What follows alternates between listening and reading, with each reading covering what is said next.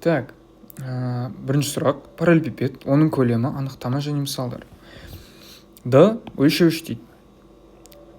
Өлшеуіш деген біз қарапайым өмірден білетін мера. Қарапайым өмірден білетін мера. То есть бір өлшемді кеңістік деген ол бізде түзу, екі өлшемді кеңістік деп отқан ол менде тіктөртбұрыш, квадрат, төртбұрыш и так далее. Үш өлшемді кеңістік деп отқаным уже куб, сфера, эллипсоид, эллипс и так далее. Төрт өлшемді кеңістік енді уақыт кеңістігі бар, оны сыза алмаймыз. Суть түсінікті деп ойлаймын. Ол бізде просто кеңістіктің өлшемі. Бір өлшемді болса түзу, екі өлшемді болса төртбұрыш, квадрат и так далее. Үш өлшемді болса куб, параллелепипед и так далее. Әрқашанда бізде өлшеуіш натурал сан болады. Себебі ешқашан өмірде естімеген шығарсыздар 1,5 өлшемді кеңістік, 2,5 өлшемді кеңістік деп. Так, енді менде осындай бір А-балар осылай берілсін. То есть А, Б екеуде натурал сан болсын, и А, Б-дан кіші немесе тең болсын. Вот. На самом деле біз басында айттық қой, Д деген өлшеуіш. Значит, менде бір өлшемді кеңістік емес, екі өлшемді кеңістік емес, бір Д өлшемді кеңістік. Мысалға ол 17 өлшемді кеңістік, 17-мерное пространство или 11-мерное пространство. Мысалға, сондай болса. Сондықтан, на самом деле А деп жазамын, бірақ оның ішінде А1, А2, А3, А4 и так далее бір А-ға дейін бар екендігін түсінуіміз керек.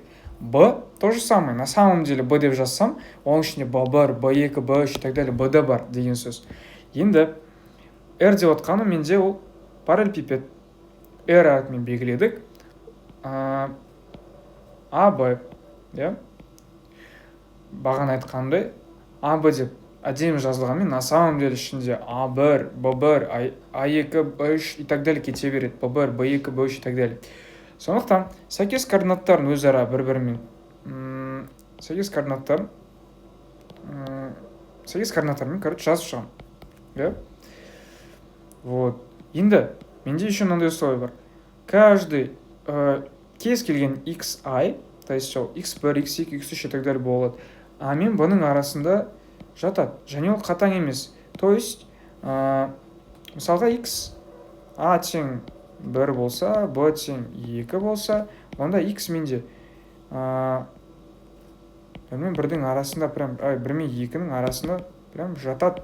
Ол и 1 мен 2-ның арасында любой сан болады, и еще 1-де болады, 2-де болады. Окей, хорошо. Енді B1 минус A1, B2 минус A2. Бұлар қабырғаларының ұзындығы. То есть, біз не істедік? Параллелепипедті біз түсіндіріп жатырық, сипаттамасын беріп жатырық, айтып жатырық. Ол бізде Д өлшемді кеңістік. А мен бұлар осындай берілсін менде. B1 мен A1 азайтынсы бұлар менде қабырғаларының ұзындығы болады. Мынау нәрсенің бәрі менде параллелепипед деп көрсетіп жатырық. Енді анықтама бойынша бізде осы параллелепипедтің көлемі. Так, то есть анықтама бойынша бағана параллелепипедті R деп айттым. Соның көлемі менде келесі түрде жазылады. R тең болады. Не үшін модуль? Модуль деген, естеріңізде болса, модуль деген ол бізде арақашықтық. Мысалға, екі координата беріледі, олардың модулі деп отқанымыз, олардың арақашықтығы. Көп жағдайда әрине ол вектордың ұзындығы. Значит, соответственно, бастапқы нүкте мен соңғы нүктенің арасындағы арақашықтық ұзындығы деген. Тура сол сияқты бұл жерде де модульдің атқаратын қызметі тура сол қызмет. Бағана и тең 1-ден бастап d-ға дейінгі аралықта bi минус ai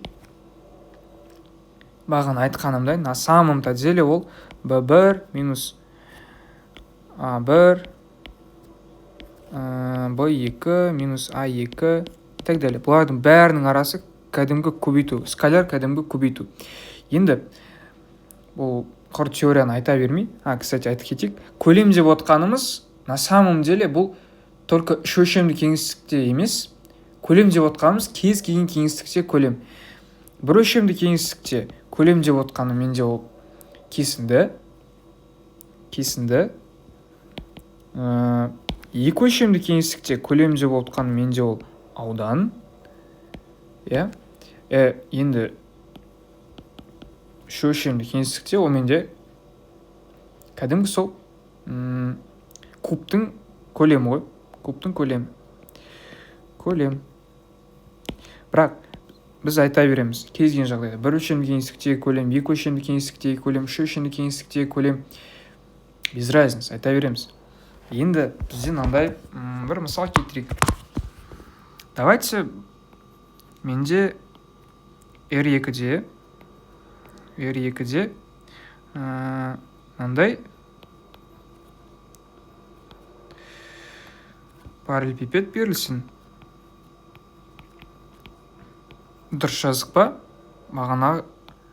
Мысалға бағана жазғандарымызда бір қайтайық. Так, R дедік, міне, на самом деле осындай. Бірақ ашып жазатын болса, міне, как раз менде R2 өлшемді кеңістік. Значит, менде, міне, A1, B1, A2, B2-ні алам. Вот. Енді, болды, әңгіме жоқ. Енді, мына формуланы, қазір ғана жазған формуланы давайте ашайық. Давайте сонымен мынаның көлемін есептейік. Көлем деп отқанымыз екі өлшемді кеңістікте бұл аудан.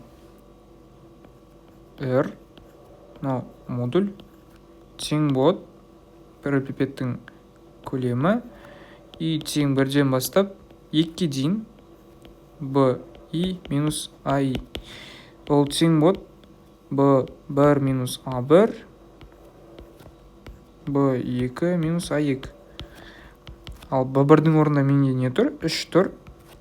A1-дің орнында 1 тұр. B2-ның орнында 5 тұр. A2-ның орнында 2 тұр. Тең болады 6-ға. Болды.